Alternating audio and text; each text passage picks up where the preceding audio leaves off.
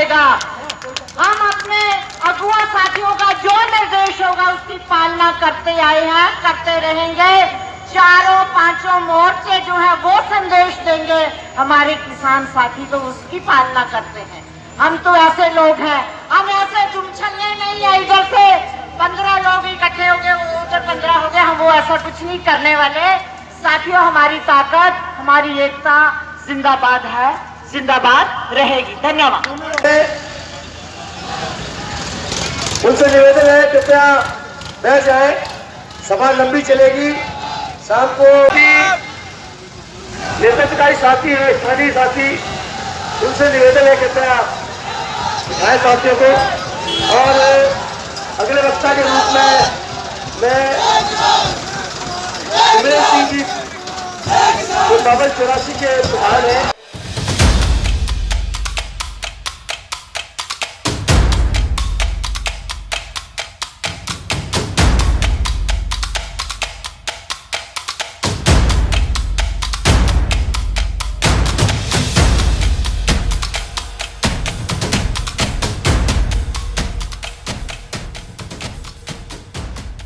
जो घटनाक्रम हुआ है, जिस प्रकार गाजीपुरा बॉर्डर के ऊपर और गाजीपुरा के किसान और किसान नेता टिकैत पे जिस प्रकार आरएसएस और बीजेपी ने हमला, सुनियोजित तरीके से हमला करने की कोशिश की, उसके बाद में आंदोलन ने करवट ली है। केवल Tikri border, Shahjahanpura border, Sindhu border ही नहीं, सभी बॉर्डरों के ऊपर लगातार संख्या बढ़ती जा रही है। बॉर्डर के ऊपर भी यहाँ के जो, चूँकि यहाँ से सांसद है वो बीजेपी का जीता हुआ है, बिल्कुल पड़ोस की बगल लोकसभा सीट से इंद्रजीत राव, उन्होंने अपने आदमी भेज के, बीजेपी और आरएसएस के आदमी भेज के लगातार 2 दिन तनाव किया था। और आज भी वो 40 गांव, 30 गांव का नाम ले लेके और इस बॉर्डर के ऊपर टकराव की स्थिति पैदा कर रहे हैं। संभवतः आज भी वो लोग आएंगे, लेकिन हम लोग चाक चौबंद और पूरी शांति से इस आंदोलन को चला रहे हैं। गांधी जी की यहाँ प्रतिमा बनाई गई थी। गांधी जी की प्रतिमा और गांधी जी के जितने कार्यक्रम रहे हैं, देश के लिए समर्पित रहे हैं, उनके ऊपर सारा दिन चर्चा रही। उपवास रखा सभी ने, चूल्हा नहीं जलाया। हमारे 5 लंगर है, 5 लंगर पे चूल्हा नहीं जलाया। शाम 4 बजे तक, जैसा कि सभी मोर्चों का आह्वान था, उसी के तहत यहाँ उपवास भी रखा और गांधी जी के बताए रास्ते पे दृढ़ संकल्पित होकर अहिंसावादी तरीके से आंदोलन को आगे ले जाने के लिए दृढ़ संकल्पित होकर संकल्प लिया गया। तादाद में किसान ने अपने हाथ में तिरंगा झंडा लेकर तिरंगा शांतिपूर्ण रैली निकाली, तिरंगा मार्च निकाला और एक ऐतिहासिक मार्च था। जैसे कि आपने देखा होगा, सभी किसानों के हाथ में तिरंगा था। किसी भी संगठन के तिरंगा न होकर, संगठन का झंडा न होकर के केवल तिरंगा लेकर तिरंगा मार्च किया था और मार्च पूरी तरह शांतिपूर्ण तरीके से सफल था और तकरीबन 3-4 किलोमीटर लंबी लाइनें यहाँ देखने को मिली थी। और अगर इसको तानाशाही तरीके से, पहले तो तानाशाही तरीके से सरकार ने अपनी पुलिस फोर्स का इस्तेमाल किया और पुलिस फोर्स से जब किसान नहीं रुके और आगे बढ़ते रहे शांतिपूर्ण तरीके से, तो इन्होंने, भाजपा ने और आरएसएस ने दूसरा हथकंडा अपनाया और वो हथकंडा ये था कि अपने लोगों को और पुलिस को सादी वर्दी में डालकर लोगों में हलचल पैदा करके, टकराव करके ये साबित करे कि किसान है वो यहाँ के लोकल लोगों से लड़ना चाहता है, लोकल लोगों से टकराव चाहता है। वो उनका पूरी तरह फेल रहा। जितना वो तनाव जैसी हालात पैदा करेंगे उतना ही आंदोलन आगे आएगा। पूरी दुनिया ने देख लिया, 26 जनवरी का जो ड्रामा था वो भी दुनिया ने देख लिया कि किस प्रकार अपने आदमी को भेज के लाल किले पे झंडा लहराया। और उसके बाद में जो सिंधु बॉर्डर के ऊपर पथराव हुआ, वो भी भाजपा का नेता निकला, वो भी जनता ने देख लिया। और तमाम मोर्चों के ऊपर जैसे जैसे इस प्रकार की वाहियात हरकत करेंगे, किसान मुंह तोड़ जवाब देगा। अब किसान समझ चुका है, भारत सरकार को भी, मिलिट्री को भी और इन लोगों को जो इस प्रकार आंदोलन को तोड़ने की कोशिश में लगातार लगे हुए हैं। आंदोलन के अंदर आंदोलन की मैं समझता हूँ एक ये चरण है जो सरकार, हमेशा ही सरकारें करती है इस प्रकार की वाहियात हरकतें। अब किसान है या नहीं है ये पूरी दुनिया देख चुकी है। ये हमें बताने की जरूरत नहीं है कि कौन लड़ रहा है, देश का अन्नदाता कौन है और कौन इस मोर्चों के ऊपर इस आंदोलन को तेज कर रहे हैं। अब ये अपने ही लोग फेर रहे हैं, लेकिन ये दुनिया समझ चुकी है कि किसान, असली किसान कौन है। ये जो लोग लड़ रहे हैं, जो किसानों को टकराव बीच बीच में आके पत्थरबाजी कर रहे हैं, इनका जो चाल चरित्र वो जनता के सामने पूरी तरह आ चुका है। इसलिए इस बात की तो कोई फिक्र नहीं है, जनता सब समझ चुकी है। आप देख रहे हो गाँव गाँव के अंदर टिकैत की अंशरूपूर्ण जो अपील थी, उन्होंने जिस प्रकार भावुक होकर अपील की, उसी का नज़ारा ये है कि जो लगातार कह रहे थे पंजाब लड़ रहे हैं जी, सिख लड़ रहे हैं, अब पंजाब सिख के साथ साथ जिस प्रकार टिकैत के आह्वान पर पूरा उत्तर प्रदेश जागा है। मुजफ्फरनगर के अंदर लाखों लोगों की भीड़, आगरा के अंदर लाखों लोगों की भीड़ ने साबित कर दिया कि केवल पंजाब नहीं है, हरियाणा बुरी तरह से उठा है। हरियाणा ने बहुत ताकत दिखाई है। रातों रात हरियाणा की खाप पंचायतें लगातार बढ़ती जा रही है और ये साबित हो रहा है कि किसान मजबूती से अड़े हुए हैं। अब ये कोई हरकत करे, इनकी हरकत का मुंह तोड़ जवाब देंगे। जितना ये ऐसी हरकत करेंगे उतना आंदोलन तेज और तीखा होगा और ये जीत की तरफ अब आंदोलन बढ़ चुका है। छोड़ के ये अपील है कि केवल किसान की बात न समझे। अगर जमीन जाएगी तो मजदूर का काम ठप होगा। अगर जमीन चली जाएगी तो जो नौकरी पैसे पे हमारे बच्चे, हमारे बेटे लगे हुए हैं, बेटियां लगी हुई है, वो केवल नौकरी के भरोसे नहीं रहे। नौकरी अब आप जानते हो 2004 के बाद में अटल सरकार ने ये फैसला लिया था कि किसी भी राज कर्मचारी को, चाहे सेंटर का कर्मचारी, उसको पेंशन नहीं देगी। तो जवानी के अंदर 60 साल तक हमारा शोषण कर रहे हैं हमारे बच्चों का, और 60 साल के बाद में उनको पेंशन नहीं दे रहे। एक एमएलए को, एक एमपी को लगातार एक बार जीतने से पेंशन मिल रही है, डबल जीत रहा है फिर डबल मिल रही है, एमपी को मिल रही है, एमएलए को मिल रही है। तो ये जो दोहरा चरित्र देखने को जनता को मिला, ये जनता समझ चुकी है। केवल अपने लोगों को, जो लोग इनके चुनाव जीत रहे हैं, उनके लिए प्रोटेक्शन है। आम जो चुनाव जिताने वाला, जो असली अन्नदाता, जो मजदूर किसान है, उनको ये इग्नोर कर रहे हैं। इसलिए हमारी ये अपील है कि आप सारे लोग ज़्यादा से ज़्यादा संख्या में पहुँचिए। हम जानते हैं कि आपके गांव में, आपके मोहल्ले के अंदर ये आवाज़ जा चुकी है। आप चर्चा का विषय हमारा किसान आंदोलन है। हमारी महिलाएं जब रोटियां बना रही है तो वो, हम आपसे यही निवेदन करेंगे कि ज़्यादा से ज़्यादा भारी तादाद में आइए। ये किसान की लड़ाई नहीं है।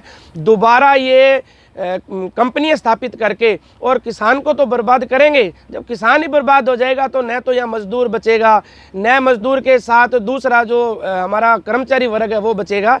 इसलिए ये लड़ाई किसान की नहीं है, ये देश के भविष्य की लड़ाई है और कारपोरेट जगत के खिलाफ लड़ाई है, पूंजीपतियों के खिलाफ लड़ाई है। अगर पूंजीपति आगे बढ़ गए तो ये देश का सारे लोग हम गुलाम हो जाएंगे और हम इस देश के किसान चाहे मजदूरों गुलाम नहीं होने देंगे। इसलिए हमारी अपील है कि आप ज़्यादा से ज़्यादा संख्या में पहुँचिए। ये हमारे भविष्य की लड़ाई है, हमारे आने वाली औलाद, हमारे बच्चों की लड़ाई है और ये भगत सिंह के सपनों का देश बने, इसकी ये लड़ाई है।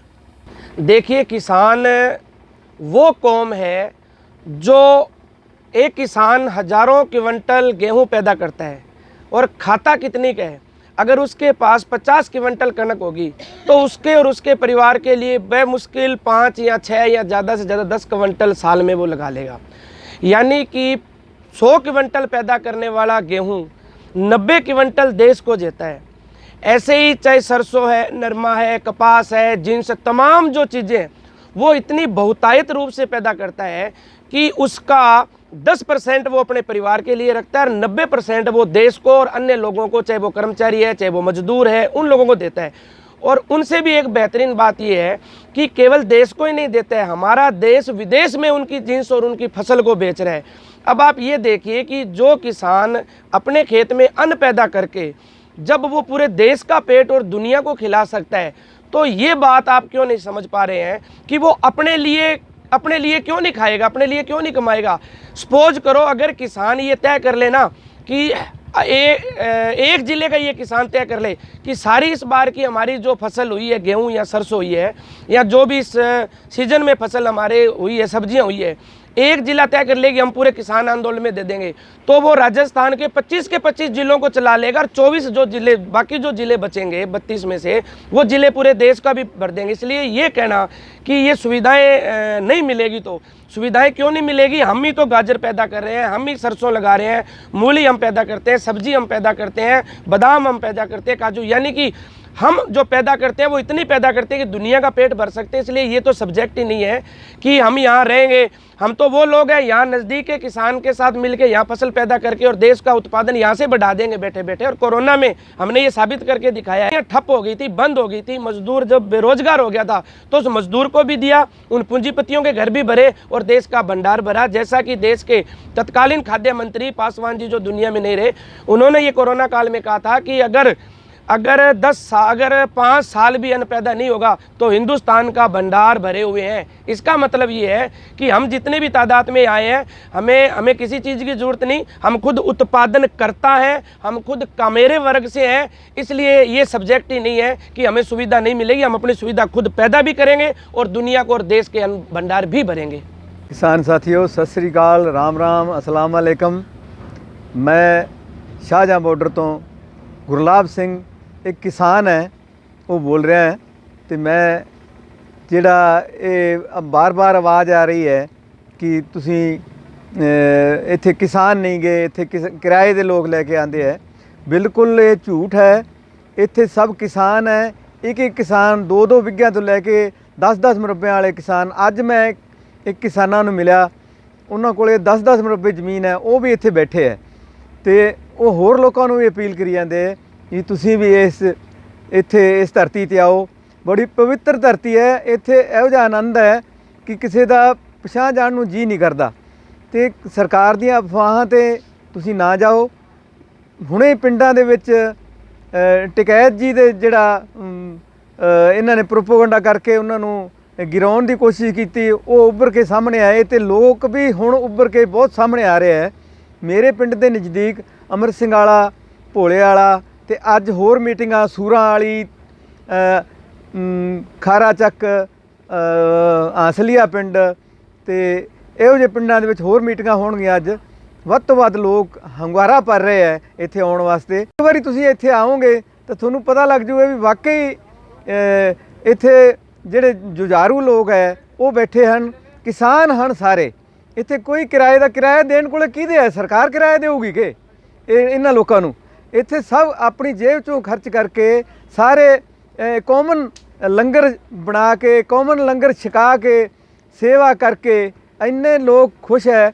ਮੇਰੇ ਕੋਲੇ ਪਵਨ ਦੁੱਗਲ ਜੀ ਬੈਠੇ ਹੈ, ਸ਼ੁਰੂ ਤੋਂ 12 ਤਰੀਕ ਤੋਂ ਲੰਗਰ ਇਹਨਾਂ ਨੇ ਲਾਇਆ ਤੇ ਇੰਨੀ ਸੇਵਾ 'ਚ ਮਗਨ ਹੋਏ ਵੇ ਹੈ ਪਰਿਵਾਰ ਸਮੇਤ। ਤੇ ਕਿਸਾਨ ਵੀ ਹੋਰ ਕਿਹੋ ਜਿਹਾ ਕਿਸਾਨ ਤਾਂ ਕੋਈ ਸਿੰਘ ਥੋੜ੍ਹੇ ਹੁੰਦੇ ਹੈ। ਕਿਸਾਨ ਤਾਂ ਕਿਸਾਨ ਹੀ ਹੈ, ਧਰਤੀ ਨਾਲ ਜੁੜਿਆ ਹੋਇਆ, ਜਿਹੜਾ ਧਰਤੀ ਨਾਲ ਪ੍ਰੇਮ ਕਰਦਾ ਹੈ ਉਹ ਕਿਸਾਨ ਇੱਥੇ ਹੈ ਤੇ ਉਹ ਆਪਦੀ ਧਰਤੀ ਦਾ ਪ੍ਰੇਮ, ਆਪਦੀ ਧਰਤੀ ਦਾ ਮੋਹ ਛੱਡੂਗਾ ਨਹੀਂ। ਅਸੀਂ ਸਰਕਾਰ ਨੂੰ ਵੀ ਇਹ ਚੇਤਾਨਾ ਚਾਹੁੰਦੇ ਹਾਂ ਵੀ ਤੁਸੀਂ ਕਿਸੇ ਭੁਲੇਖੇ 'ਚ ਨਾ ਰਹਿ ਜਾਓ। ਕਿਸਾਨ ਦੀ ਪਗੜੀ ਨੂੰ ਤੁਸੀਂ ਹੱਥ ਪਾਇਆ, ਇਹ ਕਿਸਾਨ ਇੱਥੋਂ ਜਿੱਤ ਕੇ ਜਾਵੇਗਾ, ਕਦੇ ਨਹੀਂ ਹਾਰੇਗਾ। ਤੇ ਨਹੀਂ ਜਿੱਤ ਕੇ ਜਾਵੇਗਾ ਤਾਂ ਫਿਰ ਇੱਥੇ ਆਪਦਾ ਪ੍ਰਾਣ ਤੇ ਇੱਥੇ ਸਮਾਧੀਆਂ ਕਿਸਾਨਾਂ ਦੀਆਂ ਬਣਨਗੀਆਂ। ਰਾਜਸਥਾਨ ਦੀ ਧਰਤੀ 'ਤੇ ਅਸੀਂ ਬੈਠੇ ਹਾਂ। ਅਸੀਂ ਫਿਰ ਅਪੀਲ ਕਰਦੇ ਹਾਂ ਕਿਸਾਨਾਂ ਨੂੰ, ਜੋ ਨੁਮਾਇੰਦੇ ਇਸ ਗੱਲ ਨੂੰ ਫੈਲਾਉਣ 'ਚ ਲੱਗੇ ਵੀ ਇੱਥੇ ਕਿਸਾਨ ਹੈ ਨਹੀਂ ਗੇ, ਬਿਲਕੁਲ ਕਿਸਾਨ ਹੈ, 100% ਪਿਓਰ ਕਿਸਾਨ ਹੈ। ਇੱਥੇ ਸਾਰੇ ਆਪਦੇ 10 ਦੀ ਕਿਰਤ ਕਮਾਈ ਕਰਨ ਵਾਲੇ ਕਿਸਾਨ ਹੈ। ਜੋ ਸਾਥੀਓ ਹਿੰਮਤ ਕਰੋ, ਥੋੜ੍ਹਾ ਜਿਹਾ ਹੌਸਲਾ ਰੱਖੋ ਤੇ ਆਓ ਇਸ ਮੁਹਿੰਮ ਦੇ ਵਿੱਚ ਸ਼ਾਮਿਲ ਹੋ ਜਾਓ। ਬੜਾ ਵੱਡਾ ਯੱਗ ਹੋ ਰਿਹਾ ਹੈ, ਬੜਾ ਵੱਡਾ ਇੱਥੇ ਤੀਰਥ ਸਥਾਨ ਹੈ, ਤੀਰਥ ਸਥਾਨ ਹੈ ਇਹ। ਇੱਥੋਂ ਆ ਕੇ ਜਾਣ ਨੂੰ ਜੀ ਨਹੀਂ ਕਰਦਾ। ਜਿਵੇਂ ਹਜੂਰ ਸਾਹਿਬ, ਨਾਂਦੇੜ ਸਾਹਿਬ ਦੀ ਗੱਲ ਕਰਦੇ ਨੇ ਲੋਕ ਵੀ, ਉੱਥੇ ਜਾ ਕੇ ਆਉਣ ਨੂੰ ਜੀ ਨਹੀਂ ਕਰਦਾ। ਲੇਕਿਨ ਤੁਸੀਂ ਇੱਥੇ ਆ ਕੇ ਦੇਖੋ, ਤੁਸੀਂ ਵਾਪਸ ਨਹੀਂ ਜਾ ਸਕੋਗੇ। ਤੁਸੀਂ ਜੇ ਚਲੇ ਵੀ ਗਏ 2-4 ਦਿਨਾਂ ਵਾਸਤੇ ਤਾਂ ਤੁਹਾਡਾ ਉੱਥੇ ਮਨ ਨਹੀਂ ਲੱਗਣਾ, ਤੁਹਾਨੂੰ ਵਾਪਸ ਇੱਥੇ ਆਉਣਾ ਪਊਗਾ ਤੇ ਆਪਣੀ ਮੁਹਿੰਮ ਨੂੰ ਆਪਾਂ ਅੱਗੇ ਵਧਾਉਣਾ ਹੈ। ਆਪਾਂ ਇੱਥੋਂ ਜਿੱਤ ਕੇ ਜਾਣਾ ਹੈ। ਸਤਿ ਸ੍ਰੀ ਅਕਾਲ ਸਾਥੀਓ, ਰਾਮ ਰਾਮ ਸਾਰਿਆਂ ਨੂੰ।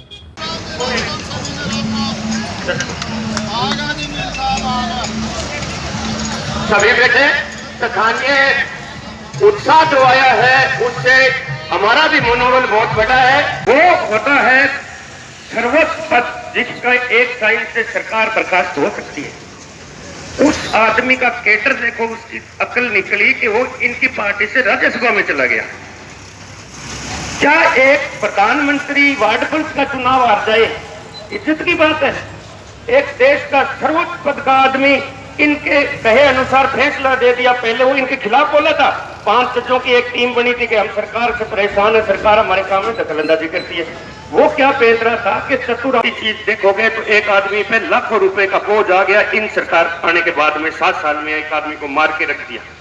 तो इसीलिए मैं कहता हूं कि बात लंबी नहीं करूंगा, लेकिन जो मोर्चे का निर्देश है, जिस हिसाब से कर रहे हैं उसी के अनुसार चलते हुए जो नए युवा साथी आए हैं वो उत्साह के साथ आए। हमारा भी बढ़ता है, आपका भी बढ़ता है। 2.25 महीने हो गए, कितने दिन तपस्या करवाएंगे, लेकिन 2 चीज तो तय है। MSP पे कानून बनाओ और 3 बिल वापिस लो। छूट भैयों से कुछ गंदा मोल करने का कराता है। कोई एक अन्ना हजारे था जिसने दिल्ली में आंदोलन किया, पहले दिन बोलता है कि मैं अनशन करूंगा धन से। और ये ऐसे नहीं, हम वैसे नहीं आए हैं जिनको जवाब देने आए हैं जो यहाँ रैली कर रहे हैं। उनकी हमारी टक्कर होगी। जो बेचारे कहाँ से, वहां से महाराष्ट्र से, गुजरात से, राजस्थान से आ रहे हैं ना, उनको नहीं आने देंगे। पहले हम होंगे, बाद में ये पहले संख्या के भाग होगा। धन्यवाद। सभी किसान नहीं है, बीजेपी के आरएसएस के गुंडे हैं। हम इन आरएसएस के और बीजेपी के जो गुंडे हैं इनको दिखा देंगे आज। और 5284 का पहला गोली खाएगा, बाद में जो हमारे बीच में दूर दूर से आए हुए हैं वो बाद में आएंगे। हम पहले अपनी आगे दादम बिछवा देते हैं, हम आपसे पहले होंगे, हमारे पीछे आप होंगे। हम आपको एक छोटी सी बात कहना चाहता हूं, मेरे को ज्यादा बोलना नहीं आता, मैंने इसलिए मंच लेना पड़ा कि इनको दिखाने के लिए कि 5284 के कितने नौजवान और युवा बुजुर्ग लोग हमारे बीच में आए हैं। मैं आपसे एक निवेदन करता हूं, जो अपने आप को किसान समझता है वो अपने अपने स्थान पे बैठ जाए, क्योंकि आज हमारे बीच में और वो आ रहे हैं आपके बीच में, आधे घंटे में और आ जाएंगे। मैं एक छोटा सा आपको चुटकुला सुनाना चाहता हूं, मत छेड़ किसान को, मत छेड़ किसान को, लड़ना मुश्किल होगा, लड़ना मुश्किल होगा। ऐसा लिख देंगे इतिहास, ऐसा लिख देंगे इतिहास, पढ़ना मुश्किल होगा, पढ़ना मुश्किल होगा। ये सरकार के सामने ऐसा इतिहास लिख देंगे हम, एक पढ़ना मुश्किल होगा, संभालना मुश्किल होगा।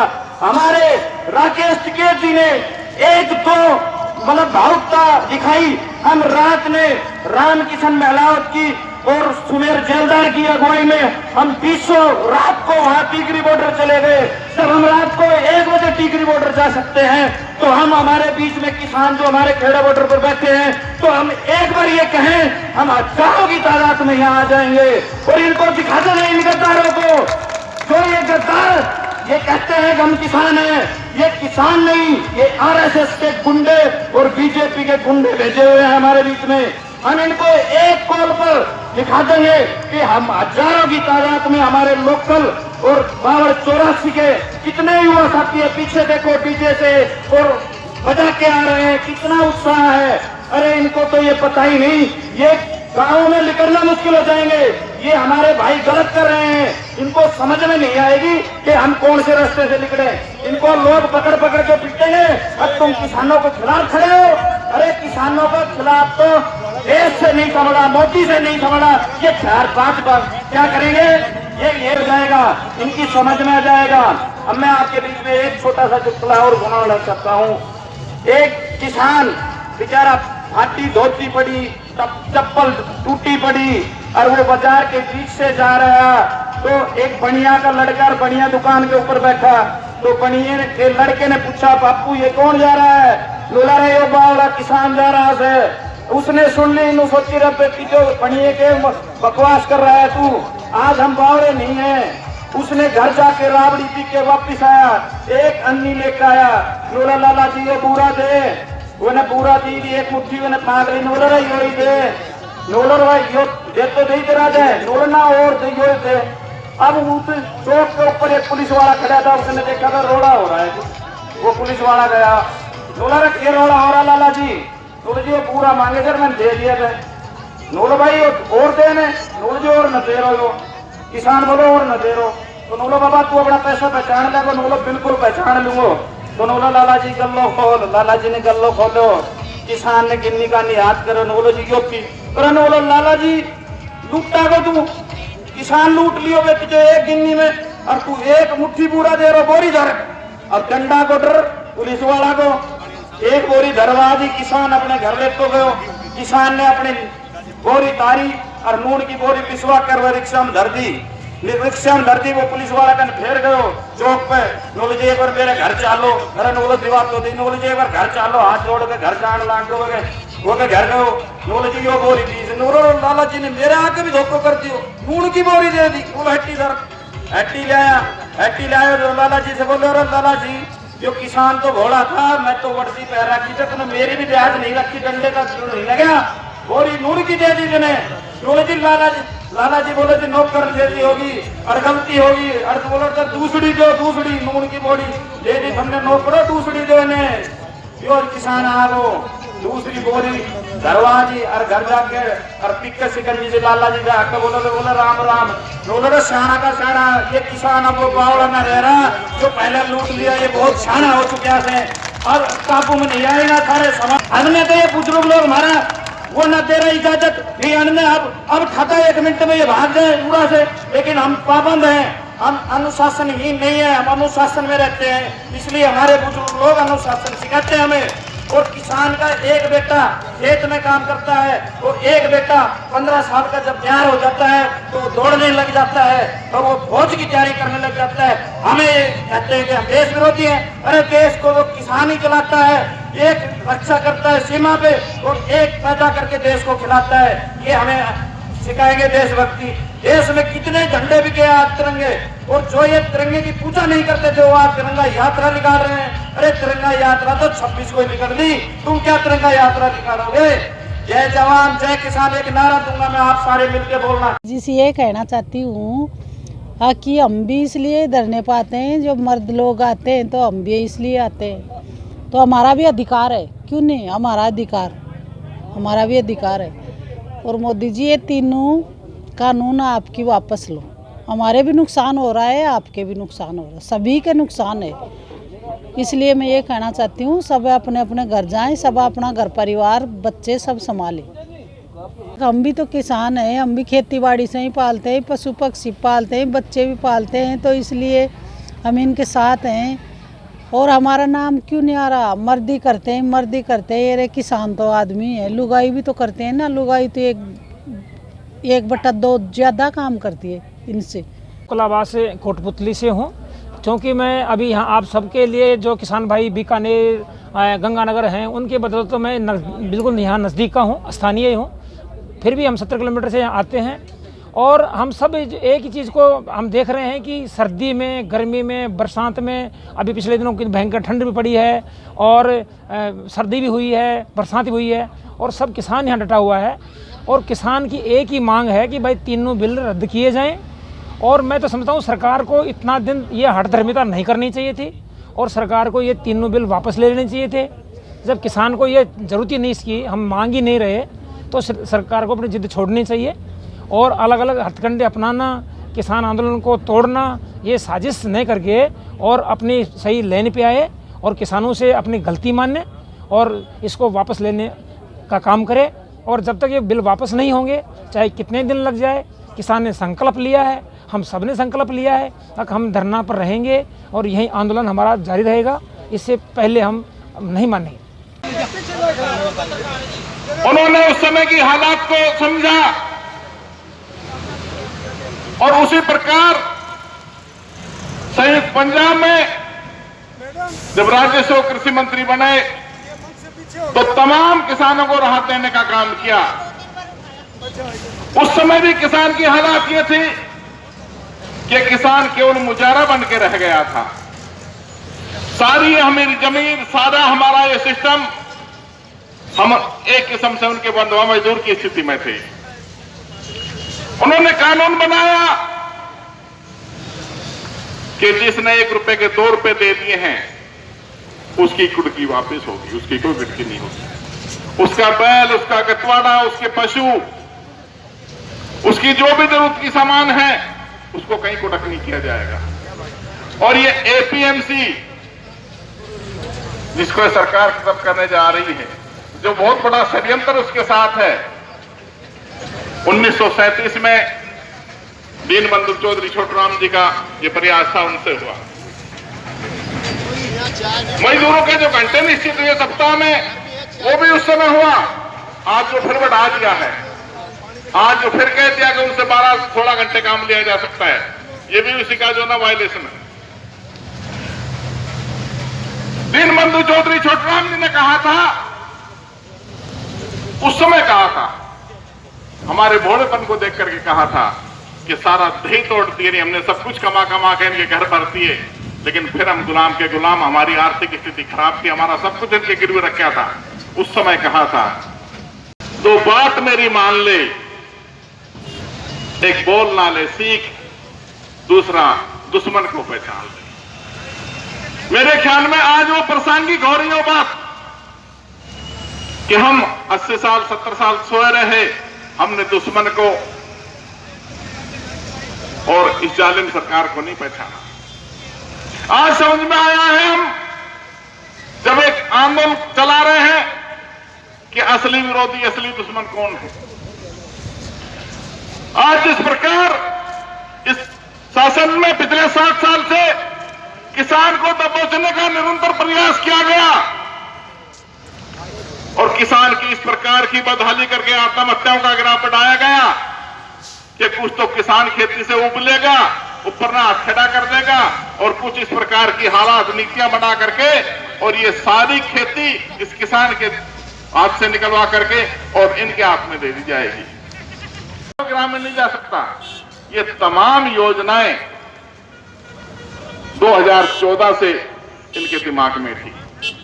ये अवसर की तलाश में थे कि 7 साल में कुछ तो बदहाली हमारी नीतियों से हम करेंगे किसान की, और कुछ ऐसी नीतियां बनाएंगे कि किसान के हाथ से सहज हम कृषि को जो ना कॉर्पोरेट घरानों के हाथ में दे देंगे।